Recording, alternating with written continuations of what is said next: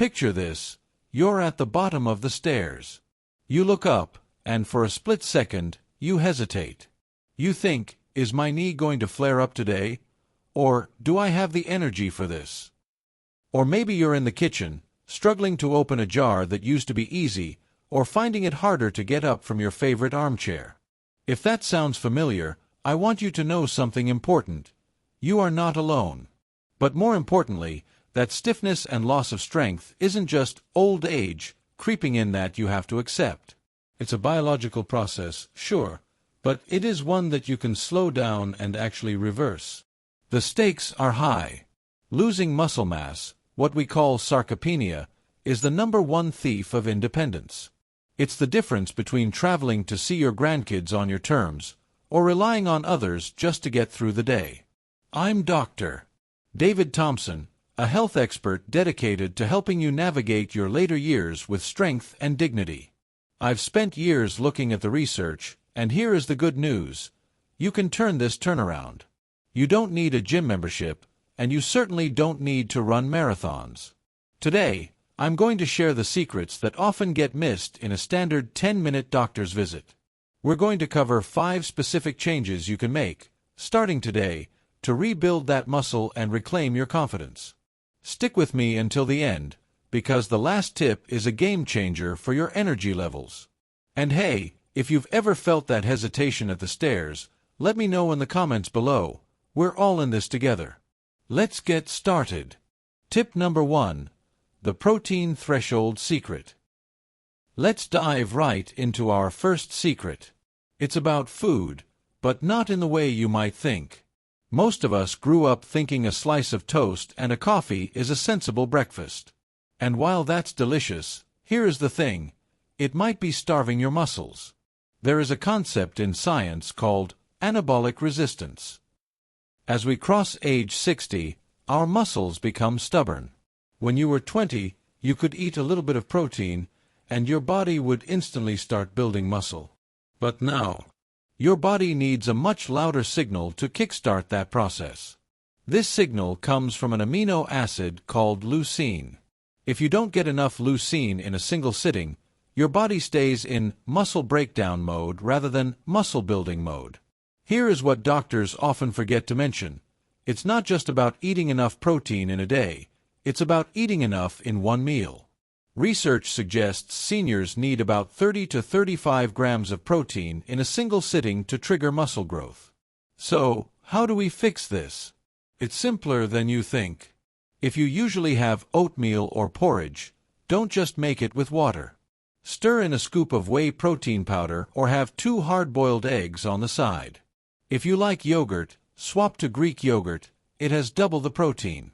Imagine this change. Instead of feeling sluggish by 11 a.m., you're fueling your body to repair the tissues you use every day. This small swap, getting that 30 grams at breakfast, is like flipping a switch that says, keep these muscles strong. Before we move on, if you're enjoying this tip, please hit that subscribe button. It helps me bring more of this vital information to you. Now, let's talk about movement. Tip number 2. Why walking isn't enough. The power of resistance. We all love a good walk. Whether you're strolling through the park or just getting your steps in around the neighborhood, walking is fantastic for your heart and your mood. But, and this is a big but, walking is not enough to stop muscle loss. Here's the secret: to keep muscle, you have to challenge it. Your muscles operate on a use it or lose it policy. Walking is an aerobic activity. It doesn't necessarily tell your muscles, hey, we need to get stronger to lift heavy things. You need what we call resistance training. Now, don't panic. I'm not asking you to go to a gym and grunt under a heavy barbell. You can do this right in your living room. One of the most effective movements for anyone over 60 is the sit to stand. It's exactly what it sounds like. Sit in a sturdy chair, cross your arms over your chest, and stand up without using your hands. Then, slowly, control it, lower yourself back down. That lowering phase is crucial. It's called eccentric loading, and it creates the friction your muscles need to grow back stronger. Try doing 10 of these while you watch your favorite TV show. Why does this matter? Because this strengthens your quads and glutes. These are the engines that help you climb stairs without pain and get out of a car with dignity. It keeps you independent. You'll be surprised how easy this is to integrate into your day. You don't need equipment. You just need gravity and a chair. Tip number 3. The scary supplement you actually need. We're moving on to tip number 3, and this one is often controversial because of misconceptions. When I mention this supplement, people usually think of young bodybuilders in tank tops. But the science tells us this might be the single most important supplement for seniors. I'm talking about creatine monohydrate. Here is what doctors aren't telling you. Creatine isn't a steroid. It's a substance found naturally in meat and fish, and it's essentially a battery charger for your muscle cells. As we age, our levels of creatine drop. This leads to fatigue and reduced strength. Multiple studies have shown that seniors who take a small daily dose of creatine, about 3 to 5 grams, show improved muscle strength, better brain function, and even better bone density. It helps your muscles hold water, keeping them hydrated and pliable. How do you use it? It's incredibly cheap and usually tasteless. You can buy it at any health store or pharmacy. Just take 1 teaspoon, that's 5 grams, and mix it into your morning juice, tea, or that protein smoothie we talked about earlier. Of course, always check with your doctor before starting a new supplement, especially if you have pre-existing kidney issues. But for the vast majority of healthy seniors, this is a low-risk, high-reward tool to keep you feeling robust. It's not about getting bulky. It's about keeping your batteries charged so you can play in the garden or chase the grandkids without tiring out.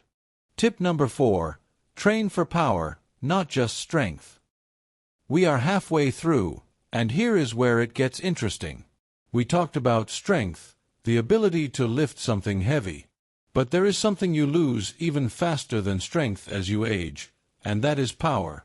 Power is the ability to move quickly. Think about it. If you trip over a crack in the pavement, strength doesn't save you. Speed saves you. The ability to quickly shoot your leg out to catch your balance, that is power. Most general advice for seniors focuses on slow and steady. But to reverse muscle loss effectively, we need to remind our fast-twitch muscle fibers that they are still needed. Here is a simple way to do this.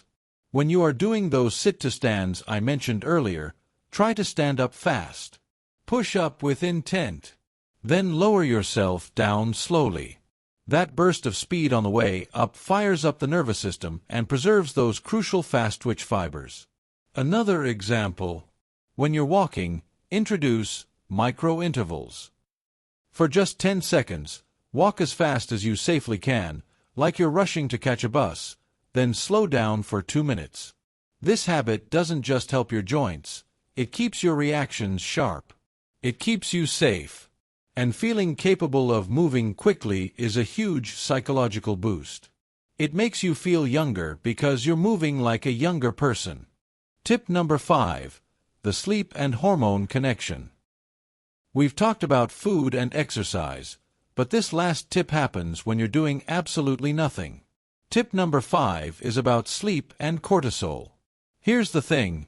You don't build muscle while you are exercising. You build muscle while you are sleeping.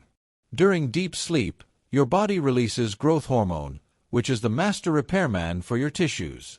However, many seniors suffer from fragmented sleep. If you are waking up constantly, you aren't getting that repair time. Furthermore, if you are chronically stressed or not sleeping, your body produces cortisol. Cortisol is a stress hormone that actually eats muscle tissue for energy. It is the enemy of what we are trying to achieve. So, how do we fix this? We need to prioritize sleep hygiene. Try to keep your bedroom cool.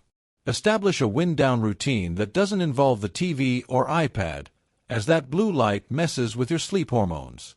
And consider a magnesium glycinate supplement before bed. It helps relax the muscles and the nervous system. By protecting your sleep, you are protecting your muscle mass. It's the easiest tip to implement because it literally requires you to rest. Imagine waking up feeling refreshed, knowing that while you dreamed, your body was rebuilding itself to be stronger for the day ahead. We've covered a lot of ground today. We talked about breaking the leucine threshold with more protein at breakfast, using resistance like sit-to-stands to load your muscles, considering creatine to charge your batteries, training for speed to stay safe, and prioritizing sleep to let the magic happen. These 5 habits, eating better, moving with intent, and resting well, can transform your energy and mobility. It's not about trying to be 20 again. It's about being the best, most capable version of yourself at 60, 70, or 80. Imagine chasing your grandkids without that nagging pain. Imagine planning a holiday without worrying if there will be too much walking. These steps get you there. Now, I have a question for you. Which of these tips are you going to try first? Are you going to upgrade your breakfast, or maybe try the chair squats? Drop it in the comments below. I read them and I'd love to hear your plan. If you found this video helpful, please give it a thumbs up and don't forget to subscribe and hit that notification bell. You don't want to miss our next video, where we're covering 5 superfoods that will boost your energy after 60. You won't want to miss that. Thank you for watching, stay strong, and I'll see you in the next video.